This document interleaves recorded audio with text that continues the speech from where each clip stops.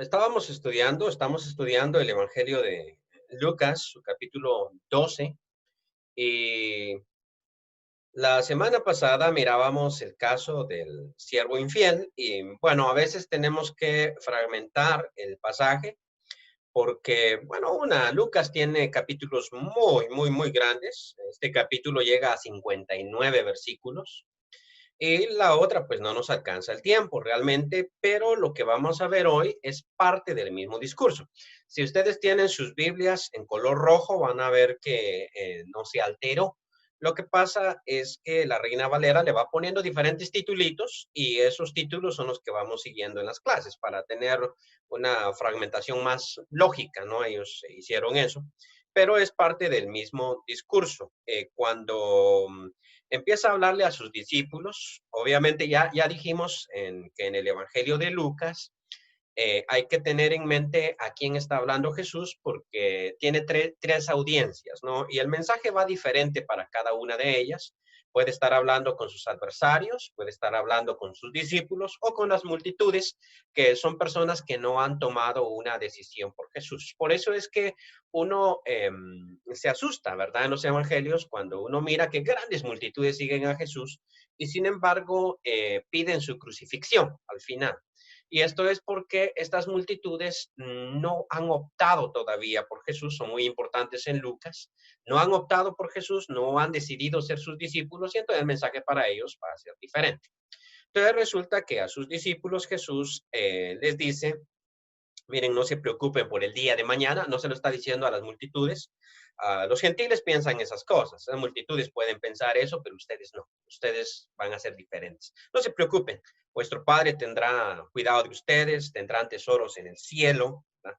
Y deben estar constantemente a la expectativa de cuando venga Jesús. Entonces Pedro le hace la pregunta, Señor, ¿dices eso solo a nosotros o te lo estás diciendo a las multitudes? Porque bueno, hablando de la impertinencia, ¿no? Había un muchacho una vez, estábamos sentados con un muchacho ahí y había una muchacha que hablaba con nosotros, pero esta muchacha tenía un problema con los ojitos, o sea, en viscos. ¿No? Ustedes saben, las personas viscas. Entonces uno pues platica con esa persona y sabe que nunca le dirige la mirada a uno porque como es visco siempre está mirando para otro lado.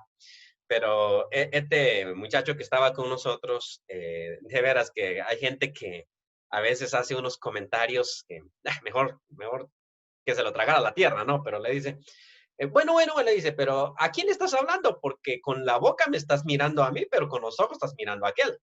Así no se le dice a una persona que es visca semejante cosa, pero en determinado momento pareciera que Jesús está hablando con las multitudes y con los discípulos. Entonces Pedro tiene que decir, pues Señor, ¿a quién le estás diciendo esto? ¿No lo estás diciendo a nosotros o a las multitudes?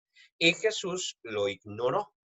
Al ignorarlo, Jesús lo ignora porque en efecto está hablando a los dos grupos. Esto aplica a todos. Una de las cuestiones que nosotros tenemos que tomar en consideración es que no hay excusa delante de Dios. Por ejemplo, es verdad que cuando nosotros le predicamos el evangelio a una persona, ¿la condenamos? Esa es una pregunta que se hacen los misioneros. Generalmente hemos tenido aquí en Baxter muchos profesores de misiones que han venido de Estados Unidos y dicen que nosotros no condenamos a las personas cuando les predicamos el evangelio. Esa es la norma casi que han repetido todos. Yo no opino eso. Yo opino que sí acarreamos condenación a la persona porque en determinado momento la ponemos a elegir. O sea, Jesús lo dijo varias veces. Claro, cada vez que digo eso, ellos dicen que estoy loco. Pero Jesús lo dijo varias veces. Dijo, por ejemplo, si yo no hubiera venido y hubiese hecho las obras que hice con ellos, entonces tendrían excusa. Pero ahora como yo vine, ya no tienen excusa. O sea, esa es una cuestión interesante o la situación cuando compara a Capernaum con Sodoma y Gomorra. En aquel tiempo se levantarán los de Sodoma y Gomorra y dirán, si en nosotros se hubieran hecho estas señales, nosotros nos hubiésemos arrepentido. Entonces el juicio será más tolerable para aquella generación. Entonces, obviamente, si yo no le predico a los chinos, no los condeno, pero si les predico, los pongo a elegir en determinado momento. Sin embargo, no podemos nosotros también ignorar que estos misioneros tienen mucha razón al decir, Bueno, pero ellos ya están perdidos. O sea, lo que usted les va a hacer no es mucho porque ya están perdidos. Y tienen mucha lógica. Entonces Jesús aquí contesta esto. Dice, mira, vamos a suponer, vamos a hablar de esclavos. Aquí dice en nuestra Biblia, Reina Valera 60, dice siervos. En las antiguas, obviamente, va a decir siervos. Y la razón es que cuando se escribe la Reina Valera, en 1500, no hay esclavos en Europa. El esclavismo va a surgir, el esclavismo pertenecía a Roma, los romanos tenían esclavos. Luego en la Edad Media no se tienen esclavos y más adelante van a haber esclavos. Realmente los primeros que empezaron a esclavizar fueron los vikingos, ¿no? Vikingos empezaban a vender esclavos en la época más moderna. Ellos viajaban por los antiguos pueblos eslavos, es decir, los que ahora se llaman rusos, ¿no? Y esclavizaban a esta gente, por eso es que en inglés slave quiere decir eslavo o quiere decir esclavo, según sea el contexto. Entonces, porque los eslavos eran los esclavos de estos bandidos vikingos que venían y los vendían. Y los siguientes que empezaron a esclavizar fueron los mismos africanos. O sea, ese chiste de la esclavitud que le echan la culpa ahora a los gringos y todo eso, se alimentaron los mismos africanos, tenían esclavos. Y cuando llegaron los holandeses, los africanos les vendieron esclavos, los negros africanos vendieron esclavos a los holandeses vinieron y los vendieron en esta parte del mundo y encontraron que era un buen negocio y siguieron trayendo esclavos y al fin se acabaron los esclavos en África y entonces empezaron a agarrar parejo también, o sea, empezaron a agarrar a todo el negrito que se cruzaba ahí y lo agarraban. Entonces los holandeses protestantes inventaron este negocio redondo de la esclavitud, ¿verdad? Protestantes, una vez más, no fueron católicos. Los que inventaron la esclavitud. Espero que los protestantes no se estén revolcando en su tumba por lo que estoy diciendo. Pero eso es verdad. O sea, eran los protestantes que inventaron este cuento. Pero en fin, entonces, en la época del Nuevo Testamento hay esclavos. Jesús vive en ese tiempo. Entonces pone un ejemplo de ese tipo de conducta. Entonces, obviamente no es nada rico ser esclavo, ni con esto Jesús está aprobando la esclavitud. Muchas veces cuando uno usa un ejemplo, las personas creen que aprueban. O sea, me contaron hace poquito de un profesor en Estados Unidos que perdió su trabajo. Perdió su trabajo porque él era profesor de matemática y puso a los niños con este ejemplo. Mire, si 10 esclavos recogen tanto de algodón al día, ¿cuánto recogerían de algodón en el mismo día 100 esclavos? Un pequeño problemita. Y perdió el trabajo porque dicen que con ese problema él está apoyando la esclavitud. En cierto sentido, tal vez sí, tal vez no, a mí qué me importa, no. Pero el hecho de que un profesor ponga ese ejemplo no significa que él esté diciendo, ay, me encanta esta situación de la esclavitud. Entonces Jesús pone un ejemplo de la vida cotidiana. Ese es un ejemplo de la vida cotidiana. Mira, hay dos esclavos, ¿sí? Uno que hizo la voluntad de su Señor, ¿ok? Y otro que no la hizo. Muy bien. Entonces, el que hizo la voluntad del Señor, pues el Señor lo atiende bien, lo cuida, ¿sí? El que no la hizo puede haber aquí dos tipos. Uno que no sabía que no era la voluntad de su señor, así de que lo azotaron, porque igual merece cierto castigo, pero lo azotaron un poquito. Pero el que sabía que era la voluntad del Señor y no la hizo, pues lo azotaron mucho. Pone este tipo de ejemplo. ¿Eso qué implica? Bueno, implica que sí, en efecto, cuando nosotros predicamos, pues en cierto sentido condenamos a la persona, pero no implica que el hecho de que no le hayamos predicado lo exime de culpa. No lo exime de culpa realmente. Va a tener la misma culpa. Esto es como lo que yo estaba viendo sobre las... eh, ok, ¿qué dice? Pensé que los hermanos de José inventaron la esclavitud. Bueno, qué interesante, esto me ponen en el chat, ¿verdad? Yo decía que los vikingos la habían inventado en esta parte del mundo, ¿no? Pero ya en esa otra parte del mundo, sí, híjole, mejor dicho, los que compraron al José, porque esos ya eran esclavistas, ¿no? Ok, eh, dicho eso, por eso decía, en el tiempo del Nuevo Testamento habían esclavos y era difícil. Entonces se pone un ejemplo de la esclavitud. Muy bien. Ahora lo que Jesús va a decir es algo que está dentro del mismo contexto y tenemos que encontrar la hilación, pero permítame, voy a compartir ahorita la pantalla con el texto bíblico. Dijo Jesús, son las palabras para hoy, pero son parte del mismo discurso. ¿Sí? Fuego vine a echar en la tierra. ¿Y qué quiero? Si ya se ha encendido. De un bautismo tengo que ser bautizado y cómo me angustio hasta que se cumpla. Ok, sigue diciendo.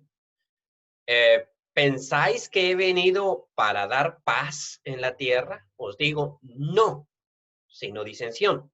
Porque de aquí en adelante 5 en una familia estarán divididos, 3 contra 2 y 2 contra 3. Estará dividido el padre contra el hijo y el hijo contra el padre. La madre contra la hija y la hija contra la madre. La suegra contra la nuera. Bueno, esto creo que tampoco lo inventó Jesús. Y la nuera contra la suegra. O sea, creo que tampoco lo inventó Jesús porque eso es como muy, muy natural, ¿no? Pero a lo que vamos es, miren, hay una cuestión que nosotros tenemos que cambiar, creo yo. Dentro de nuestro evangelismo, al menos lo que yo he visto, lo que a mí me enseñaron, lo que yo practiqué en alguna época, es convencer a la persona a toda costa de que con Cristo le va mejor. Que, por ejemplo, tendrá un mejor matrimonio, que, por ejemplo, va a prosperar un poquito más. O sea, usted está enfermo porque le falta la fe, etcétera. Entonces, nosotros tratamos de convencer a la persona y le decimos, le conviene en todo sentido. El problema con este falso evangelio, le voy a llamar ahorita, que es el que predica Cash Luna y toda esta gente, ¿no? Eso se llama evangelio de la prosperidad. O sea, venga y usted va a ser próspero porque Dios lo va a prosperar. El problema es que la realidad no es así. Y cuando se topan las personas con la realidad, tienen una decepción tremenda. Y a veces es mejor crear la expectativa correcta. Entonces, uno de los más grandes problemas que enfrentan los matrimonios, por ejemplo, es que se crean un montón de ideas que no son reales, no son concretas, como, uy, vamos a ser felices siempre y la realidad es un poquito diferente, ¿no? Entonces, existe mucha decepción. Cuando uno tiene la expectativa correcta, creo yo que eh, se genera una mejor, o sea, enfrentamos mejor la situación. Pero Jesús nunca engañaba a sus discípulos. Nunca les dijo, miren, la cosa va a ser fácil. Ustedes no se preocupen, sino por el contrario, dice en este caso, o sea, ¿ustedes creen que yo vine a traer paz a la tierra? ¿Piensan ustedes que si se hacen mis discípulos, luego la cosa va a estar sencilla o que estar vigilando va a ser fácil? La idea que tuvimos. Muchas iglesias evangélicas han malinterpretado eso y por eso hacen vigilias. O sea, ¿por qué hacemos vigilias? Interesante, ¿no? A mí, en una Semana Santa que estábamos en una vigilia aquí, que tenemos esas costumbres a veces, estábamos en una vigilia, de hecho, ese día acabamos con las vigilias en la iglesia porque estábamos en una vigilia y estábamos en un culto, en una hora de oración, estábamos haciendo y los ladrones me quebraron el vidrio del carro para robarme la batería. Hicieron eso, me sacaron el radio, me hicieron daño en el carro. Y lo más curioso es que estábamos en medio de una Semana Santa, o sea, eso era un viernes santo para amanecer sábado. Y entonces yo les digo, ¿por qué estamos haciendo vigilia? O sea, eso se los dije después, no en el momento. ¿Por qué estamos haciendo vigilia si todos tuvimos libre el Viernes Santo? Entonces, ¿por qué no nos reunimos todo el día? Hicimos un culto de todo el día, habíamos tenido un almuerzo a las 5 de la tarde, cada quien agarra para su casa. ¿Por qué tuvimos que tomar toda la noche? ¿No? Es una buena pregunta.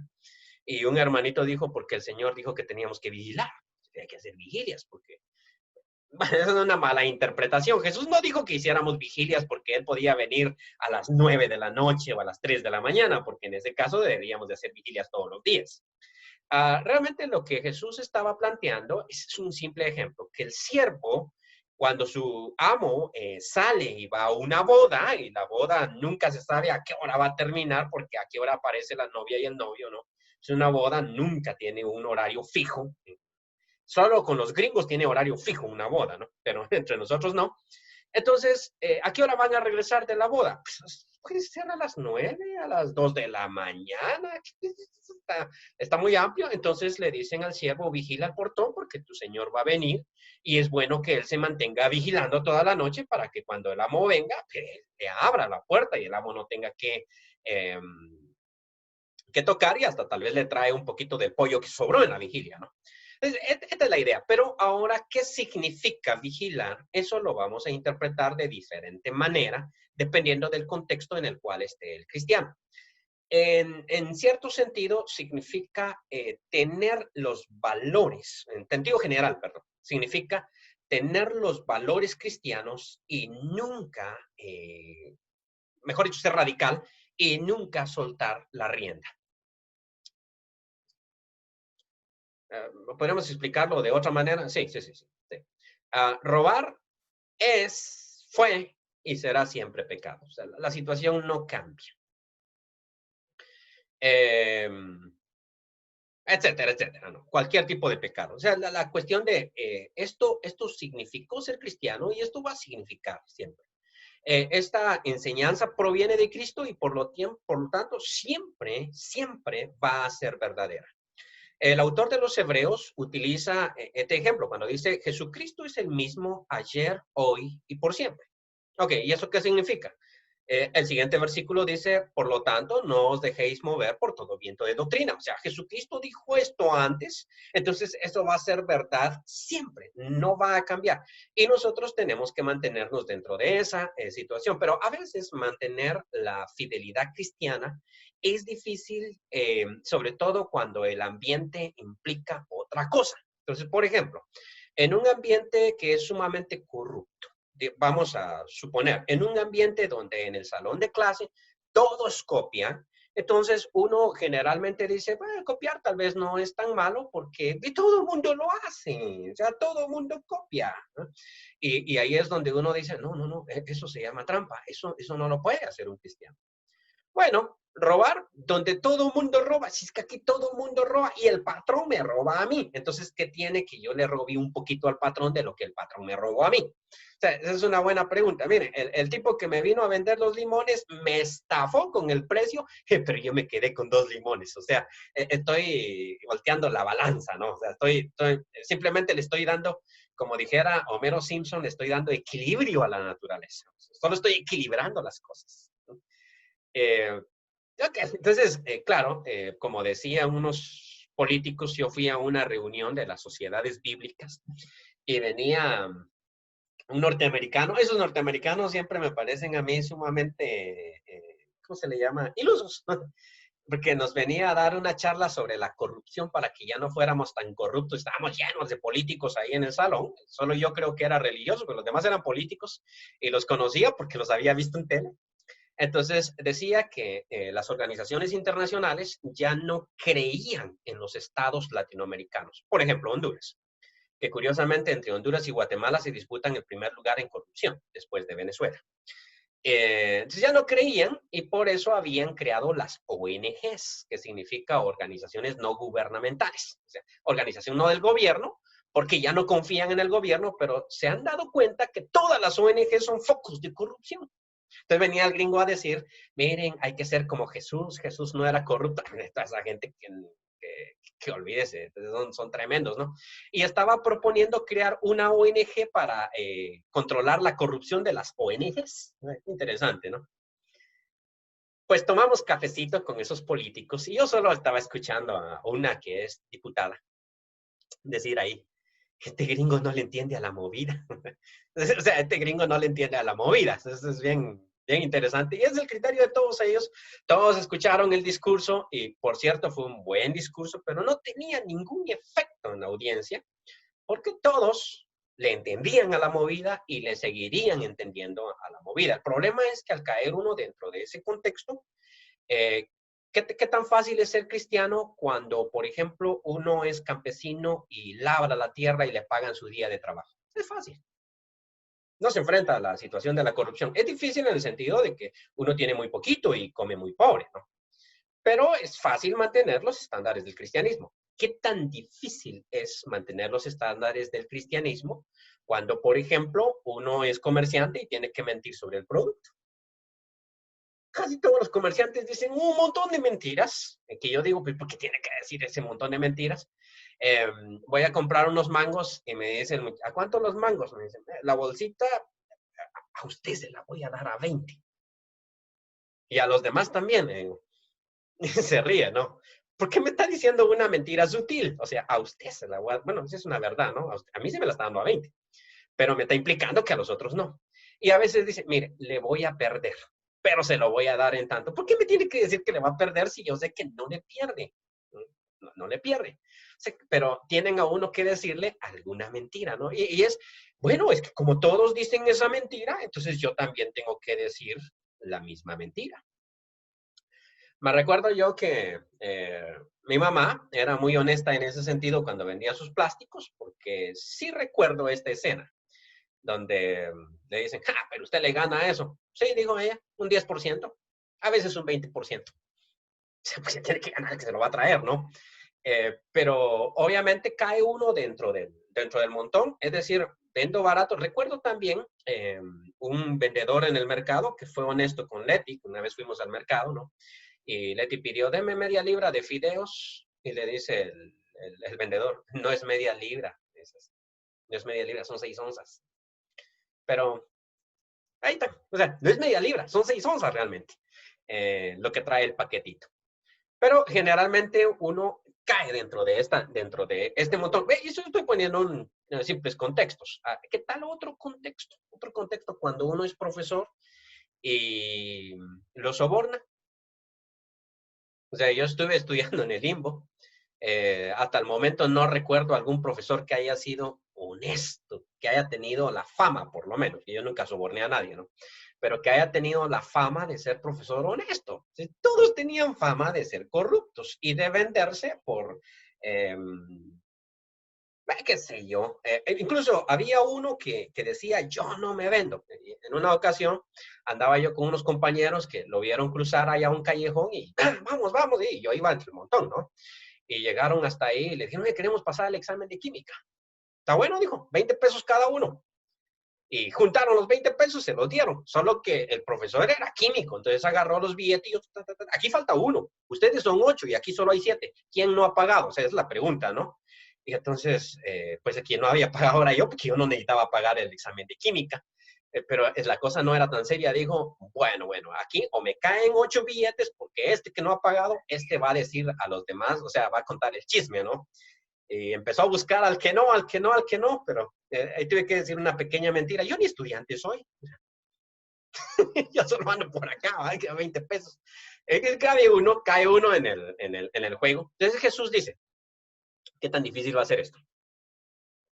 Si uno tiene la perspectiva de que Jesús vino a hacerme la vida cómoda, yo voy a caer fácil.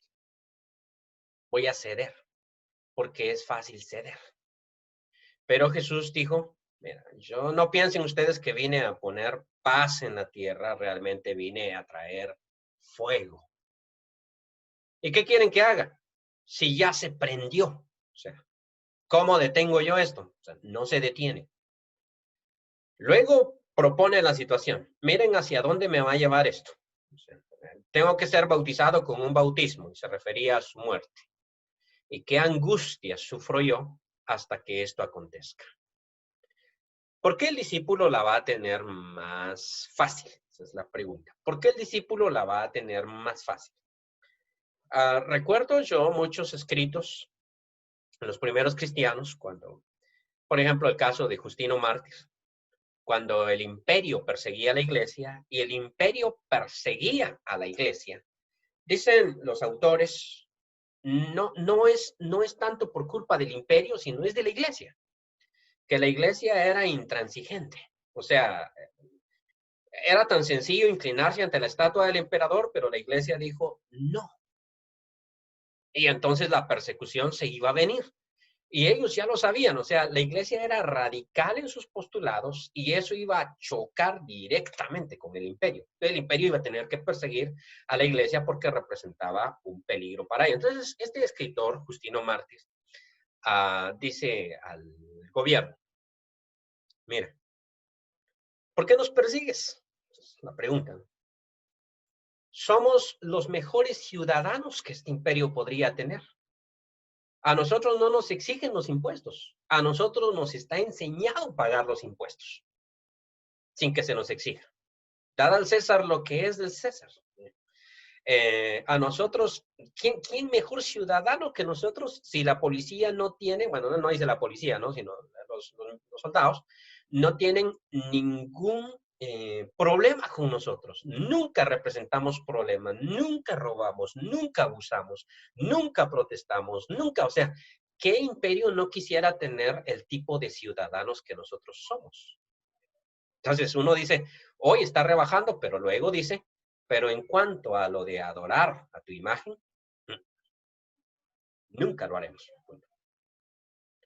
Entonces, suena interesante ese postulado de radicalidad y él sabe a lo que esa radicalidad lo lleva. O sea, él sabe a lo que lo lleva. Estaba conversando yo, por ejemplo, con una de las personas que administra Baxter, que administra los fondos, y me decía él, mire, a veces miro yo a mis compañeros de estudio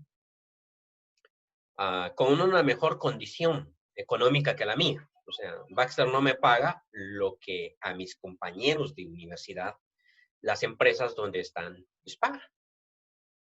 Y yo no puedo negar eso, ¿no? Le digo, no, es innegable, pues. O sea, yo que tampoco conozco a los compañeros de universidad.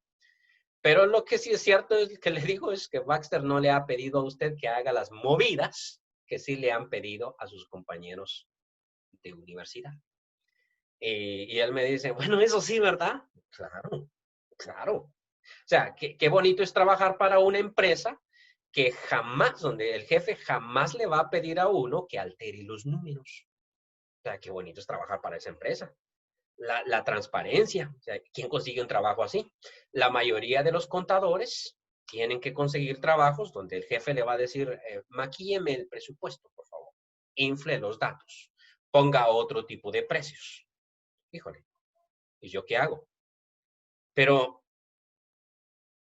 si no hago lo que este me está diciendo, entonces me van a despedir, ¿no? Sí, sí, sí, sí, eso toca. No hay de otra. Te van a despedir. Ahorita despidieron al tipo que malversó todos los fondos en Honduras con respecto al coronavirus. Supuestamente ya se gastaron la plata de los hospitales móviles y todavía no hay ni uno. Entonces al tipo lo metieron preso, pues está preso. Prevención, ¿no? Antes de juzgarlo, ¿no? Obviamente está retenido y no solo eso, sino que ya le confiscaron sus cuentas y ¿cómo se llama? Entraron a su casa y recogieron todos los documentos y todo eso. Sin embargo, ya qué tiempo se sabía que este estaba malversando los fondos y el presidente no lo quiso cambiar. Así que la posibilidad es de que el presidente también tenga su parte. Ahora pusieron a una mujer a dirigir estos fondos, pues la nombraron esta semana. Si a mí me hubiesen puesto a dirigir esos fondos y me dijeran, bueno, venga usted y administrelos, la pregunta que yo me hubiese hecho es, ¿cuánto tiempo me van a dar antes de que me despidan? Porque si yo voy a ser transparente en el negocio, entonces si voy a realmente hacer que se use el último centavo para lo que fue destinado, supongo yo que no voy a tardar en el puesto mucho o voy a correr peligro. O sea, pero es parte.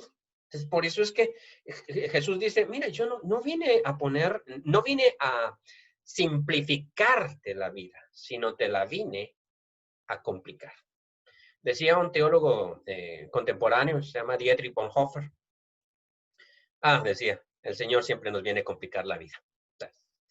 Es totalmente cierto. Porque el movimiento radical empieza desde la casa. ¿Cómo así? Bueno, dice un dicho, da la mano y te agarran el codo, ¿no? Y eso eso sucede desde el mismo hogar, ¿no? Desde el mismo hogar, la relación de pareja. O sea, hasta dónde vas es un tira y encoge. Entonces, la justicia se empieza a vivir en la casa y es ahí donde empieza el problema. Y por eso Jesús dice, mira, yo no he venido a poner, no, ¿sabes qué? Vine a poner un conflicto tremendo entre padres e hijos. En una casa habrán 5 y estarán divididos por mi culpa, por mi causa. Estarán 3 contra 2 y 2 contra 3. Bueno, generalmente es 4 contra 1 y 1 contra 4. Voy a poner enemistad entre padre y madre, entre padre e hijo, madre e hija, madre digo, suegra y nuera, etcétera, ¿no? Ahora, eso no suena tan duro para nosotros como sí lo fue para la gente de aquella época por una sencilla razón. Para los grecorromanos y judíos, la familia era mucho más importante que para nosotros. Estaba viendo un documental chino donde dicen que los chinos son capaces de nombrar a sus antepasados hasta por 1000 años. O sea, eso sí saben quién fue el tatarabuelo del tatarabuelo. Nosotros a duras penas, dice, sabemos quién fue nuestro tatarabuelo, pero si nos preguntan quién fue el papá de nuestro tatarabuelo, ya decimos, bueno, ha de haber sido algún tipo, ¿no? O sea, no recuerdo. Entonces, en un monumento, en el documental, hay un monumento a un antepasado chino, a saber quién sería. Pero se reúne la familia para su cumpleaños, el cumpleaños de este antepasado, y la familia provenía prácticamente de todo el mundo, de Estados Unidos hasta de Latinoamérica, habían ahí chinos. Y la familia eran cientos, miles de chinos que eran los descendientes y todos estaban abrazando porque somos familias. O sea, qué interesante. Entonces, los chinos son familia, ¿sí? Son familia y pueden rastrear su familia hasta esos niveles. Entonces, los judíos hacían lo mismo y si no me creen, pues solo vean cómo era de importante para el evangelista decir que Jesús era hijo de David. Mira, hijo de fulano, de sultano, de mengano, de este otro y del otro y del otro y del otro y del otro y se va con toda la línea hasta llegar a David. Te digas, o sea, ¿quién guarda esos récords? A ver, ¿quién de nosotros puede decir que es descendiente de Tecún Humano, de Pedro de Alvarado? Así por linaje, mira, es que mi papá fue fulano, el otro, el otro, el otro, el otro, el otro. Y al fin llegar, sí, y el último de nuestros descendientes, este era un tipo que se metió al barco a dormir porque se había puesto una borrachera al día siguiente y después estaba en alta mar y aparecieron en América, ¿no? O sea, por lo menos una historia de esas, pero los chinos sí pueden decir ese tipo de historias. Nuestro descendiente fue fulano, tuvo un hijo que se llamó sultano, este tipo tuvo un hijo y había un chino ahí que decía, yo soy primo del emperador. De veras, ¿no? Y rastreó su genealogía. Y miren, entonces, mi era primo del emperador Song, que se llamaba fulano. Dios mío. ¿Y dónde vive él? En una casita que se está cayendo, pero él dice que es del linaje real. Interesante, ¿eh? En ese contexto de familia, sin familia, las personas no podían vivir entre los judíos. O sea, que la familia lo despreciara a uno, o uno despreciara a la familia como el hijo pródigo, eso es una brutada. Porque toda la gente vivía con familia. O sea, honrarás a tu padre y tu madre. Eso para los judíos era sagrado. Tenemos que honrar, o sea, tenemos que seguir esta línea de los padres para los grecorromanos también. O sea, estar fuera de la familia, eso era grave. Entonces, que Jesús diga, vengo a dividir las familias, no tiene el mismo enfoque para nosotros que tenía para ellos. Ahora, pues no la vine a simplificar, la vine a complicar, la vine a complicar. Y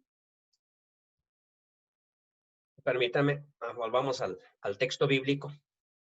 ¿Estará dividido el padre contra el hijo? Y el hijo contra el padre, la madre contra la hija, y la hija contra la madre, la suegra contra la nuera, y la nuera contra la suegra.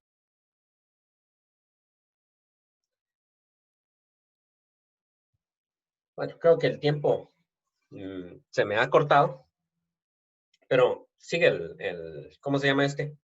Eh, bueno, luego se va a dirigir a las multitudes, Jesús, pero el punto es, si nosotros tenemos pendiente esta situación, vamos a ir bien.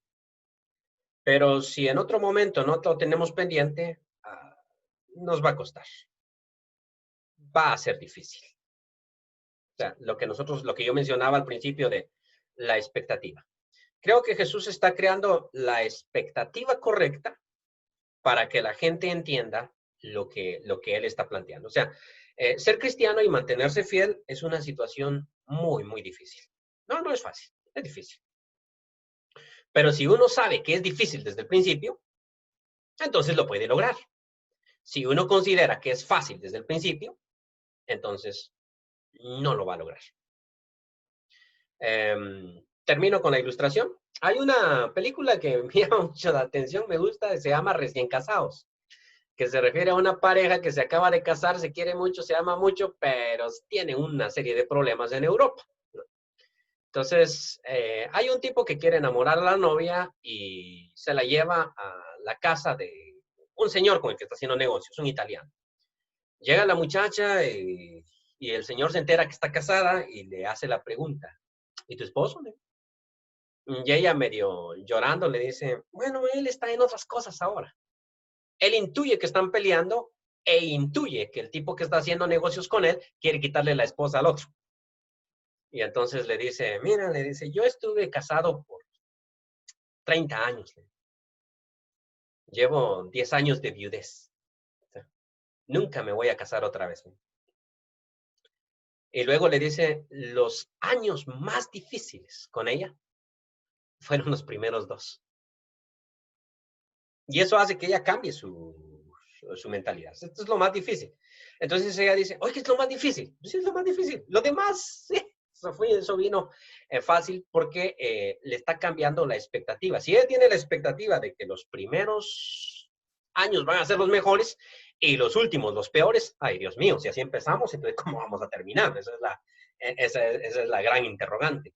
Pero le dicen, no, los primeros fueron los más difíciles. Después todo fue bonito, ya. Los primeros son los más difíciles. Y claro, al otro muchacho no le cae bien lo que acaba de decir este señor. Pero lo que él está creando es la expectativa correcta. La expectativa. ¿Qué es lo que los consejeros matrimoniales hacen? En fin de cuentas. Y usted le dicen a la esposa, ¿le gusta cocinar? No, mira, me gusta cocinar.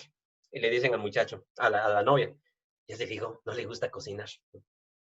¿Y a usted le gusta tal cosa? No, tampoco. Ya vio, no le gusta. Al final le dicen, bueno, cosa de ustedes, si se casan, yo solamente saqué los trapitos al sol para que ustedes tengan la expectativa correcta. Eso es todo lo que hice. Cantinflas en el padrecito, ¿no? Y usted sabe cocinar, le dice a la muchacha. ¿Sí? ¿Cómo se hace una cosa? Pues es sencillo, eso se hace así. ¿Y dónde deja usted la pasote? ¿Y dónde deja usted todo lo demás? Y el muchacho le dice, no sabes cocinar y te quieres casar conmigo y salen peleando de ahí. No, lo único que hizo fue crear la expectativa correcta. O sea, no tiene la expectativa. Bien, ¿alguna pregunta? ¿Algún comentario?